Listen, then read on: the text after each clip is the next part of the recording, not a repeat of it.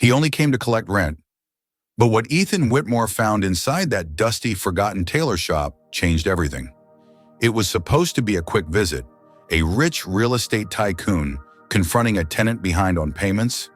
No big deal until he stepped through the creaking door and saw her, a little girl, alone. Barely 8 years old, working a sewing machine. In suffocating heat, her fingers red and raw. Her eyes wide with the kind of fear most adults never recover from. Who was she? Why was she hidden away like a secret? And why did her aunt, the woman responsible for her smile, like nothing was wrong? What started as a landlord's routine check spiraled into a chilling discovery of corruption, abuse, and one powerful woman willing to do anything to keep her grip on a child who wasn't even hers. But here's the real question. When the system fails and the law stays silent, what would you do? Stay with us. This story will shake you. And the ending, you'll never forget it. The sun hung low over Ashford, Vermont, casting a golden haze over the cobblestone alleys of the old district. It was the kind of day that made tourists slow down for photos, but not Ethan Whitmore. Wearing a navy suit sharp enough to cut tension and Italian shoes that hadn't touched dust in months, he stepped out of his black SUV and eyed the decrepit tailor shop in front of him. Stitch & Co. The paint peeled, the windows fogged. The silence inside pressed against the glass like a secret begging to stay hidden. Ethan checked his watch. He was 30 minutes ahead of schedule, a rarity. But this wasn't a routine rent collection. Something about this place had nagged at him. Every warning notice ignored, every eviction letter returned unopened. And in an empire of 60 properties, why had this tiny shop kept him up at night? He slid a rusted key into the lock, one he didn't even remember keeping. The door creaked open. A bell above jingled once, then fell quiet as if afraid to make noise. Inside, the air was thick with dust and forgotten time. Faded gowns hung like ghosts from mannequins. The scent of musty fabric clung to the old wooden shelves. Motes of dust danced in sunbeams, slicing through cracked curtains. No one greeted him, and then he heard it, a soft, mechanical whirring, faint, rhythmic. Not the creak of floorboards or wind. It was a sewing machine. Cautiously, Ethan moved past the lifeless mannequins and stacks of cloth. The sound grew louder, clearer. Then he saw her. A girl no older than 8, hunched over a sewing machine. Fingers wrapped in stained gauze, raw and blistered. Her oversized dress drooped from her shoulders and her hair stuck to her forehead with sweat. She didn't notice him at first. Her small hands moved with robotic precision, feeding fabric under the needle, with the focus of someone who'd been doing it for far too long. When she finally looked up, her eyes widened in horror. The spool of thread slipped from the machine, rolling to Ethan's feet. "I'm not here to hurt you," he said gently, kneeling down, palms raised. "I promise." The girl froze, like a deer spotting headlights, like a prisoner waiting for punishment. "What's your name?" he asked, voice low. "Lily," she whispered. "Lily," he echoed softly. "Are you here all alone?" She shook her head. "My aunt's coming soon. She told me not to talk to strangers." Before he could say more, the front door burst open. A woman stormed in with grocery bags, red lipstick, smeared sunglasses perched on her head. Her eyes narrowed the moment she saw Ethan. "Who are you?" she demanded, stepping between him and Lily. "I'm Ethan Whitmore," he said, standing. "I own this building. I came about the rent." The woman's smile stretched thin and sharp. "You're the landlord?" "Well, you should have called. I did several times," he replied coolly.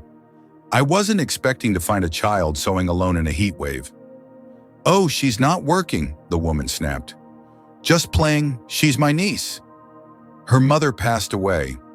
I'm all she has left." Ethan's eyes dropped to Lily's hands, bandaged, bleeding, and those injuries. "She's clumsy. She cut herself on fabric. And she's not in school today because she's got a fever. Isn't that right, Lily?" The girl nodded quickly, eyes on the floor. Something felt wrong, deeply wrong. Ethan could read people. It had made him millions, and this woman, Marla Granger, if memory served, reeked of dishonesty. Later that evening, Ethan sat in his glass-walled office overlooking the Hudson River, but his mind was 200 miles away, still back in that shop, watching Lily tremble. He picked up his phone. "I need everything you can find on Marla Granger and the girls' school records, custody files, medical reports, run it all." 3 hours later, the report came in, and it wasn't just alarming, it was devastating. There were no school records, no guardianship documents, no medical files, no birth certificate, no government trail. As far as the state was concerned, Lily Harper did not exist. "How is that even possible?" Ethan muttered. His lawyer, Jack Morrison, leaned against the doorframe, holding a scotch. "You own 60 buildings, Ethan. You've never cared about a tenant before. Why this girl?" Ethan stared into the twilight. "Because she looked at me." But was that reason enough? Could a single moment, a single look justify the storm he felt coming? Was he walking into a fight too big to win? Or was that exactly why he had to fight? Because what kind of man lets a child disappear behind a curtain of silence? What if you were in Ethan's shoes? Would you risk your comfort, your safety, maybe even your life, for someone else's child? We're sorry to pause the story here, but next part is coming very soon. Thank you for sticking with Lily's journey. What do you think Marla's really hiding? And who do you think is helping her stay untouchable? Also, where are you watching from? Please drop a like if this story moved you. We'd truly appreciate it. The next morning, Ethan Whitmore sat alone in a corner booth at Cafe Bellamy, just across the street from Stitch & Co. His black coffee had long since gone cold untouched. From behind the tinted glass, he watched Marla Granger unlock the tailor shop's front door, her movements sharp and controlled, a master of performance. She smiled at passing customers, exchanged greetings with ease. But inside, Ethan knew was a much darker story. Through a slit in the heavy curtains, he caught a glimpse of Lily. She was back at the sewing machine, her small frame folded under the weight of silence and duty. Her fingers moved stitch after stitch like she believed stopping would cost her everything. Ethan's jaw tightened. He couldn't shake. The thought, was she being punished for speaking to him? Was she always this silent? Or had she simply learned it was safer not to make a sound? He pulled out his phone and dialed Jack Morrison. "I need someone who's seen it firsthand," Ethan said. "Someone who's worked for Marla. Someone who knows what happens behind those closed doors." Jack didn't disappoint. By that evening, Ethan was seated at a discreet table in a dim cafe on Ashford's quieter edge. Across from him sat Samantha Blake, a woman in her early 30s with tired eyes and hands that trembled slightly as she stirred her tea. "She's careful," Samantha said, voice low, eyes scanning the cafe nervously. "Always pretending to be the doting aunt in public. But behind closed doors, she's a tyrant." Ethan leaned forward. "Tell me what you saw." Samantha exhaled shakily. She made Lily sew for hours without breaks. No food, no water. If the girl made a mistake, even something small, Marla would slap her, lock her in the storage closet I once found. Lily asleep under a table, shivering with bruises on her arms. "Did you ever report it?" "3 times, Samantha whispered. No one followed up. Then one night, 2 men came to my apartment. They didn't introduce themselves, just said, if I kept talking, something might happen to my daughter." Ethan's blood ran cold. Samantha reached into her purse and slid an envelope across the table. Inside were photos, grainy but clear. Lily sewing late at night, her fingers bandaged, her face pale sunken. There were also copies of letters Samantha had sent to Child Protective Services, all unanswered. "How did this go unnoticed for so long?" Ethan muttered. "Because no one really looks," she said bitterly. "Especially not when the abuser knows how to play the system." And now the most chilling question. If the authorities didn't help, who was protecting Marla and why? That night, Ethan stood in the dim glow of his home office poring over documents. His assistant had dug deeper. The deeper they went, the worse it became. Bank transfers showed Marla slowly draining Lily's trust fund. Court records revealed her past eviction cases were mysteriously dropped, and CPS silent. Not one response to any formal complaint in Ashford for over 5 years. "This isn't just negligence," Ethan said to Jack, who stood beside the fireplace. Arms crossed, "This is corruption?" Jack nodded grimly. "Someone's erasing her trail and protecting her from consequences." Ethan's voice dropped to a whisper. "We'll need more than testimony. We'll need to expose the entire web."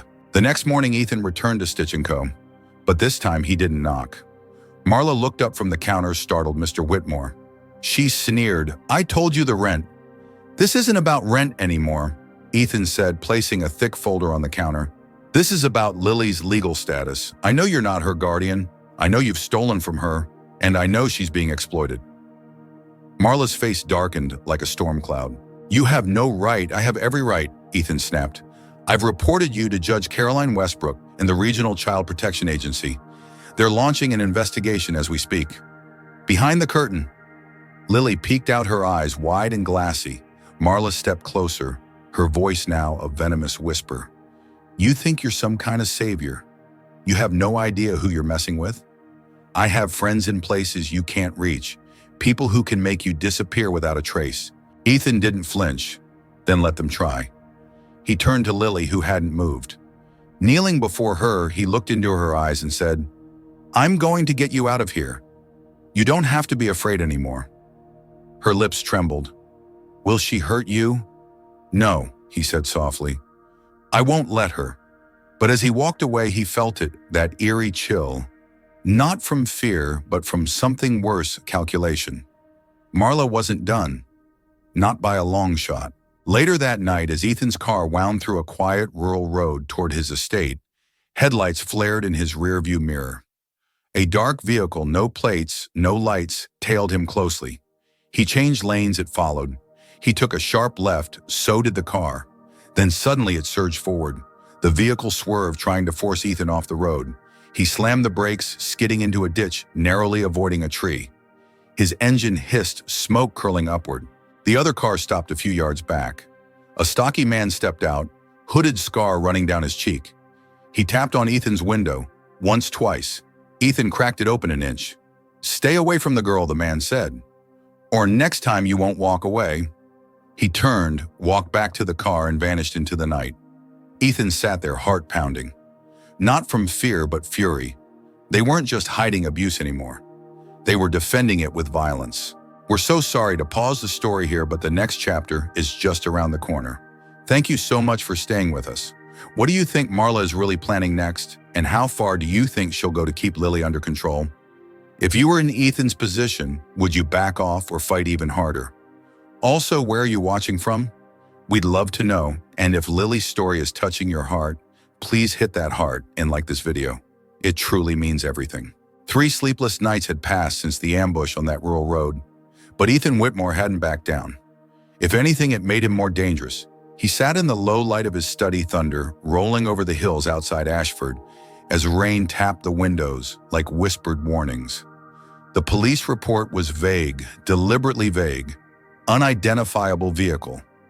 No plates, no witnesses. The message was clear. This is bigger than you. But Ethan wasn't the type to bow to fear. Then came the call. Jack Morrison's voice crackled through the phone. We got the court date emergency custody hearing, but Ethan, there's more. Ethan sat up straighter. What is it? Marla bought 2 plane tickets one way. She's planning to leave the country in less than 48 hours. With Lily, and it's a country with no child protection treaty. For a moment, the room was silent. Then Ethan stood. Not happening. That night, he made 2 calls, one to his private security team and one to Judge Caroline Westbrook. Within hours, the judge issued a protective order. Marla Granger was officially barred from removing Lily Harper from the state, but time was running out. The next morning, Ethan stood at Union Station in Boston, his coat pulled tight against the early chill. He kept to the shadows, eyes scanning the crowd. Then there she was, Marla. Dragging Lily by the wrist through the crowd like luggage, her expression twisted in something between urgency and panic. Lily, in contrast, resisted with every small step. Her eyes were red from crying, her free hand reaching out toward no one, hoping someone, anyone, would see her. Ethan didn't hesitate. He stepped into their path, Marla. She froze, people turned. Conversations halted. What are you doing here? She hissed, masking it with a fake smile. This man is harassing me. He's not her father. Ethan didn't respond. Instead, 2 plainclothes police officers appeared behind him. Marla Granger, one officer said, "You are under investigation for child endangerment, unlawful use of a minor's trust fund, and violation of a court order. Please step away from the child." Marla's face contorted. "No, she's mine. You can't take her from me." "She was never yours," Ethan said quietly. "You took her freedom, her safety, but not her soul." Then something no one expected happened. Lily broke free. She didn't hesitate, didn't look back. She ran straight into Ethan's arms, clinging to him as if she'd been waiting a lifetime. Marla screamed, clawing at the air as the officers restrained her, her voice echoing across the train platform. But Lily didn't hear her anymore. She had found silence, true silence, not fear, not shame, peace. Weeks later, the courtroom in downtown Boston fell into stillness as Judge Westbrook read the final verdict. The investigation had revealed everything: embezzlement, abuse, threats. Marla had no defense. She was sentenced to 8 years in prison with no possibility of custody or guardianship rights in the future. All funds stolen from Lily's inheritance were to be returned. Then the judge looked toward Lily, seated beside Ethan. "Miss Lily Harper," she said, her voice gentler now due to the extraordinary commitment and care shown by Mr. Whitmore, "and with the full recommendation of your child psychologist and caseworkers, the court grants Mr. Ethan Whitmore permanent legal custody with the right to adopt you should he so choose." Gas rippled through the room. Lily turned to Ethan, clutching his hand. "Can I call you Papa now?" she whispered. His voice cracked. "Yes, yes, you can." A year later, the sun poured into a bright kitchen overlooking the Hudson Valley. Lily, healthy and smiling, was painting at the table. A picture of a house, a tall tree, and a man with a beard holding a little girl's hand. "That's beautiful," Ethan said, kissing the top of her head as he set down a tray of fresh croissants. "It's us," she replied proudly. "See, there's me and Papa." He smiled, but his eyes lingered on the wall, where Lily's very first drawing still hung. A red heart with 4 words inside: "Merci, Papa." Thank you. And just like that, a building he once thought was a liability had become a home. But now I ask you, if you were Ethan, would you have taken that first step into the unknown? Would you have fought for a child you didn't know, simply because no one else would? And what about Marla? Was she a lone monster or just a puppet in a deeper system of neglect and silence? We're so sorry to interrupt the ending here, but we'd love to know your thoughts. What did you think of Lily's story? Comment no 3 if you found the story powerful and meaningful. Comment no 2 if you thought it was okay, and no 1 if you think we could have done better. Also, where are you watching from? Drop your country in the comments, and if this story touched your heart, please hit like, tap that heart, and share the video. You never know who might need to hear this story today.